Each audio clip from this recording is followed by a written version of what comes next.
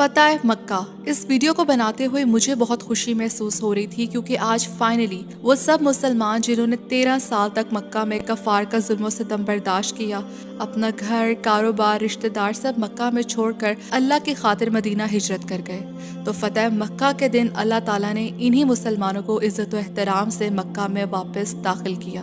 لیکن صلح حدیبیہ کے بعد تقریباً 2 سال ہی گزرے تھے تو فتح مکہ کی نوبت کیوں آئی؟ اور صلح حدیبیہ کے دوران مسلمانوں اور کفار مکہ کے درمیان 10 سال تک کوئی جنگ نہیں ہونی تھی۔ ایکچولی ہوا کچھ یوں تھا کہ صلح حدیبیہ میں ایک شرط یہ بھی تھی کہ عرب کے قبائل جو رسول اللہ کے ساتھ معاہدے میں جانا چاہیں جا سکتا ہے، اور جو قبائل قریش کے ساتھ معاہدے میں شریک ہونا چاہیں ہو سکتا ہے۔ اب عرب کے 2 قبیلے بنو خزاع اور بنو بکر آپس میں دشمن تھے۔ صلح حدیبیہ کے بعد قبیلہ خزاع مسلمانوں کا دوست بن گیا اور بنو بکر نامی قبیلے نے قریش کے ساتھ اتحاد کر لیا، جس کے بعد ایک طرف مشرکین مکہ اور بنو بکر اور دوسری طرف مسلمان اور بنو خزاع اس بات کے پابند تھے کہ وہ ایک دوسرے کو کسی قسم کا نقصان نہیں پہنچائیں گے۔ اب مسلمان تو زبان کے پکے تھے اور مسلمانوں کی طرف سے حملے کا کوئی امکان نہیں تھا، اس لیے بنو بکر کی ایک شاخ بنو نفاسہ نے موقع غنیمت جانتے ہوئے کفار قریش کے ساتھ مل کر بنو خزاع پر اچانک حملہ کر دیا۔ یہ واضح طور پر صلح حدیبیہ کے معاہدے کی خلاف ورزی تھی جس میں بنو خزاع کو کافی جانی نقصان اٹھانا پڑا۔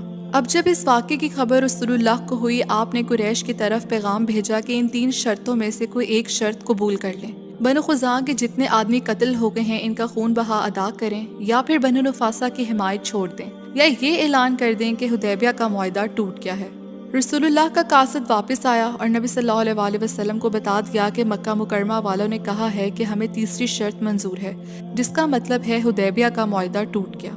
اب جب مکہ میں موجود قریش کو عقل آئی کہ یہ ہم نے کیا کیا ہے، تو فوراً ابو سفیان جنہوں نے ابھی تک اسلام قبول نہیں کیا تھا، انہیں مدینہ بھیجا کہ وہ صلح کی مدت بڑھانے کے لیے رسول اللہ کی خدمت میں حاضر ہوں۔ ابو سفیان مدینہ پہنچے، رسول اللہ سے جنگ بندی کی مدت میں توسیع کی درخواست کی، لیکن رسول اللہ نے کوئی جواب نہ دیا اور پھر آپ سر جھکا کر مکہ مکرمہ واپس روانہ ہو گئے۔ اب ابو سفیان کی واپسی کے بعد رسول اللہ نے صحابہ کرام کو مکہ مکرمہ کی جانب سفر کی تیاری کا حکم دیا، لیکن رسول اللہ نے تاکید فرمائی کہ اس کو پوشیدہ رکھا جائے کہ ہم مکہ کی طرف سفر کی تیاری کر رہے ہیں۔ اب جہاں اتنی رازداری سے تیاریاں کی جا رہی تھی تاکہ دشمن کو کچھ خبر نہ ہو سکے، تو دوسری طرف حضرت حاطب ابن ابی بلتہ نے اپنے اہل جو مکہ میں تھے ان کو بچانے کے لیے قریش کی طرف ایک خط لکھا، جس میں ان کو خبردار کیا کہ رسول اللہ مکہ مکرمہ پر حملہ کرنے والے ہیں، اور یہ خط ایک عورت کے حوالے کر دیا کہ وہ یہ خط قریش تک پہنچا دے۔ لیکن اللہ تعالیٰ نے رسول اللہ کو اس خط کی خبر دے دی، تو آپ صلی اللہ علیہ وسلم نے حضرت علی رضی اللہ تعالیٰ عنہ کو حکم دیا کہ وہ اس مقام پر پہنچیں۔ وہاں